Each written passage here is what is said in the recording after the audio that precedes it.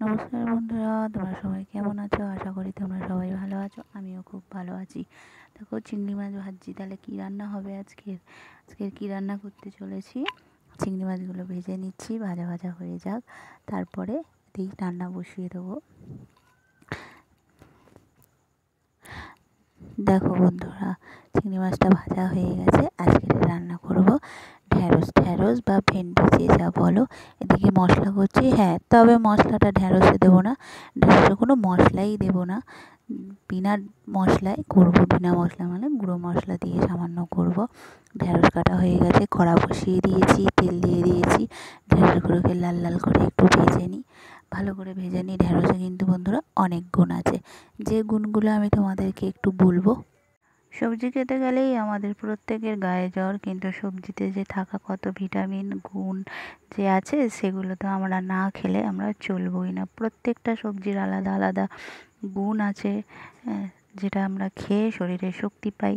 আর ঢ্যাঁড়সের গুণ, ভেন্ডি বা ঢ্যাঁড়স তোমরা যাই বলো, এটি অত্যন্ত পুষ্টিকর একটা সবজি। এতে আছে ভিটামিন এ, সি এবং কে, ক্যালসিয়াম, ফাইবার ও অ্যান্টিঅক্সিডেন্টে ভরপুর। এটি হজম শক্তি বাড়ায়, রক্ত নিয়ন্ত্রণ রাখে এবং ডায়াবেটিস নিয়ন্ত্রণ রাখতেও উপকারী দেয়। আর চুল ও ত্বকের স্বাস্থ্যের উন্নতি সাহায্য করে। তাই আমাদের প্রোটিনগুলো পাওয়ার জন্য অন্তত সেই জন্যে প্রত্যেককে সবজি খাওয়া খুবই দরকার। নিজেও খুব বেশি সবজি না পছন্দ করলেও আমাদের প্রত্যেককে সবজি খাওয়া দরকার। আজ আমি করছি ঢ্যাঁড়স চিংড়ি। বন্ধুরা দেখো, নুন, লঙ্কা, হলুদ সামান্য এইটুকু দিয়েই ঢ্যাঁড়স চিংড়িটা রান্না করব। আর খুব সামান্য জল দিয়ে চাপা দিয়ে বসিয়ে দেবো। একটু গ্যাসটা কম করে দিলে না তরকারিটা হয়েই যায়। কেন, সব ভাজা ভাজা করলে পাতলা পাতলা করে আলু কাটা আছে, ঢ্যাঁড়স আগে থেকে ভেজে নিয়েছি। হালকা জল অল্প করে দিয়ে গ্যাসটা কমিয়ে চাপা দিয়ে দিলে কিন্তু ঢ্যাঁড়সটা হয়ে যায়। বন্ধুরা, বিনা স্কিপ করে ভিডিওটা দেখার অনুরোধ রইল। আলুটা ভালো করে এইভাবে ভাজতে ভাজতেই, মশলা কষতে কষতেই অর্ধেক তরকারিটা সেদ্ধ হয়ে যায়। তাই আমি খুব সামান্য জল দেবো।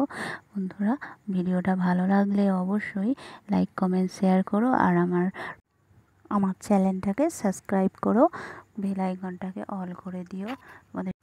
আমার প্রত্যেকটা রান্না প্রতিনিয়ত নিত্যদিনের আমাদের রান্না, সবজি আর একদম ঘরোয়া ধরনের রান্না করে থাকি আমি। বন্ধুরা, এই যে লঙ্কা, হলুদ আর জিরে গুঁড়ো দিয়েছি, আর এবার নুন দিয়ে দেবো। ভিডিওটা একসাথে দিয়ে তারপরে তুললাম, কারণ এক হাতে ফোন ধরে তো অসুবিধা হয়। তাই সামান্য একটু জল দিয়ে ভালো করে মশলাটা কষিয়ে নেব।